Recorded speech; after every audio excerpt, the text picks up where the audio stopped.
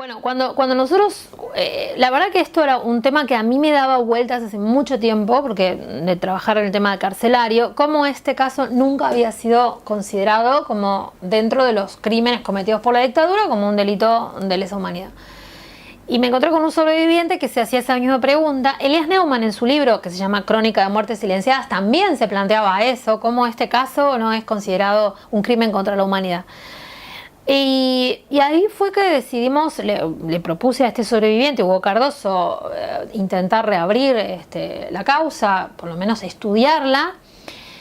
Y bueno, cuando la fuimos a ver, a mí me parecía que había elementos suficientes como para entender que eso que había pasado ahí no había sido, bueno, porque esto pasó a la historia como el motín de los colchones, ¿no? Primero la discusión del concepto de motín.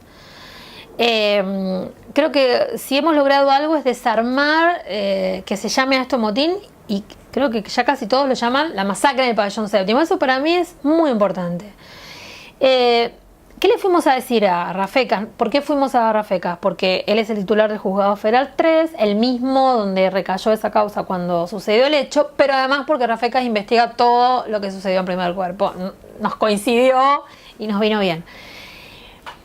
Nosotros le fuimos a decir que la cárcel es un territorio como cualquier otro, como una escuela, como una fábrica, como la calle, y que al interior, y que la descarga represiva del Estado terrorista se daba de diversas maneras en los distintos territorios, y que en el pabellón séptimo, en ese caso particular, no se había reprimido, comillas, un motín, sino que se había castigado de modo brutal y en el marco de un contexto de terrorismo de Estado, una pequeña desobediencia que en el ámbito carcelario era lo mismo que si hubiera habido, no sé, un corte de calle o una toma de una fábrica en plena dictadura. Es decir, lo que ahí había sucedido, si nosotros entendemos que una parte de nuestro pueblo, que lo que hay en la cárcel es una parte de nuestro pueblo que está privada de su libertad, pero que no pierde la condición de ciudadano, y que la cárcel es un territorio como cualquier otro, no había por qué excluir del concepto de población civil atacada por un agente o por un área del Estado terrorista a las personas que están privadas de libertad en la cárcel. Simplemente eso. La respuesta de Rafecas es muy interesante porque tanto Rafecas como el fiscal Delgado nos dijeron que no era un delito de lesa humanidad. Es decir, nosotros fuimos a decir, esto es un delito contra la humanidad por estos argumentos. Tomamos el fallo derecho en el que en su momento Rigui había dicho que caso no era delito de lesa humanidad. Derecho era un comisario que había aplicado torturas en democracia. Rigui hizo todo, dijo por esto, este no es un delito contra la humanidad. Nosotros tomamos todos esos elementos y dijimos por esto, este sí es un caso de lesa humanidad. Y lo que nos contestaron, tanto Delgado como el dictamen del fiscal Federico Delgado dice que esto no es un delito de lesa humanidad, que en todo caso era una grave violación de derechos humanos, porque no se había investigado, no se había cumplido con la obligación constitucional y convencional de investigar con todas las características de una investigación seria, profunda, etcétera, un hecho que había producido tal nivel ese nivel de muerte en un ámbito estatal. ¿Y por qué Delgado nos dice que no es un delito de lesa humanidad? Porque no está dentro de los delitos que incorpora la sentencia de la Cámara Criminal Federal en la causa 13, es decir, cuando se juzga a las juntas, año 85. Y Rafecas nos dice que tampoco es delito de lesa humanidad porque el objetivo de la dictadura era perseguir a los sujetos políticos, es decir, él hace una construcción donde él dice no podemos hablar de genocidio sino de politicidio, porque el objetivo de la dictadura era perseguir a quienes tuvieran algún tipo de militancia política y los presos comunes no tienen ningún tipo de militancia política. Entonces, bueno, nosotros por supuesto recurrimos, fuimos a decir no queremos discutir esto. Y una cosa interesante, nos decían que no era lesa, pero que sí era imprescriptible como grave violación de derechos humanos, y que sí debía ser investigado, pero a la justicia ordinaria. no ellos, sino la justicia ordinaria, que volviera a la justicia ordinaria.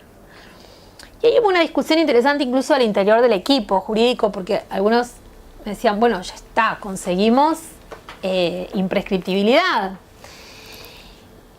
Y yo, que soy muy cabeza dura, dije, no, nosotros queremos lesa, porque también hay una cuestión. Nosotros, ¿por qué me parece importante? Porque si no era negarle al preso común su condición de sujeto político. O sea, el preso común, por haber cometido un delito común, no entraba dentro de la categoría de sujeto político y de víctima del terrorismo de Estado.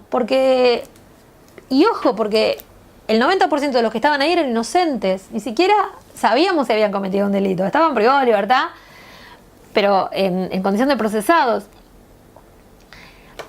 Aunque estuvieran condenados, nosotros sosteníamos igual que obviamente eran sujetos, eran ciudadanos, pero digo, además de eso, la inmensa mayoría eran procesados. Entonces, bueno, fuimos a discutir eso a la sala 1 dinamitada de la Cámara Federal, en la composición con Freiler y Ballesteros. Y bueno, nosotros arguimos esto que estoy planteando, la cárcel como territorio, un territorio más. Yo en ese momento di un ejemplo que quizá parece muy básico, pero a mí me parece que a veces hay cosas que hay que explicarlas básicamente, sencillamente. No hay mucho que... Decía, yo como soy una persona grande viví bajo la dictadura y hice la escuela secundaria en dictadura. Y estaba prohibido ir con pollera a las chicas cortas y los varones tenían que cortarse el pelo, ¿no? Tenía que quedar esto de nuca libre. O sea, si yo y un compañero mío hubiéramos hecho una movida en la escuela a la que yo iba para usar minifalda y pelo largo, solo por eso, porque éramos hippies o porque, sin ninguna connotación de ninguna cuestión política, y por eso hubiéramos sido secuestrados o sometidos a algún tipo de violencia estatal, nadie hubiera discutido nuestra condición de víctimas de un delito de lesa humanidad. Si hubiéramos desaparecido o si nos hubieran... Nadie lo hubiera discutido. Entonces, ¿por qué discutir una represión a una desobediencia al interior de una cárcel por el hecho de que se trataba de presos comunes? Me parecía un absoluto absurdo. Y bueno, en agosto del 2014 esa pretensión nuestra fue convalidada por la Sala 1 y así se le ordenó, digamos, al juzgado, al doctor Rafecas, que investigara el hecho como un delito de lesa humanidad. Lo que así se está instruyendo, y el 28 de diciembre del año pasado se ordenó la detención de 4 de los penitenciarios de mayor jerarquía. Nosotros pensamos que hay más que deberían ser detenidos. Hay varios, por supuesto, que han fallecido.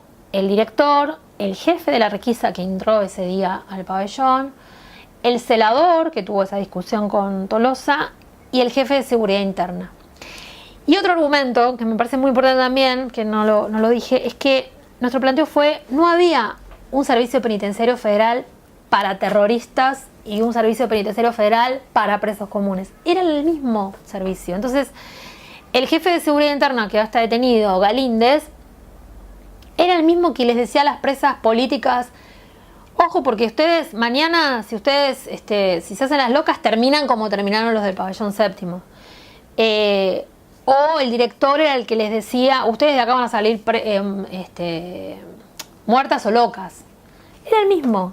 O sea, el mismo servicio penitenciario que reprimía salvajemente a los presos comunes era el mismo que se ocupaba de los presos políticos. Es decir, no había... Y sus prácticas eran las mismas, ¿no?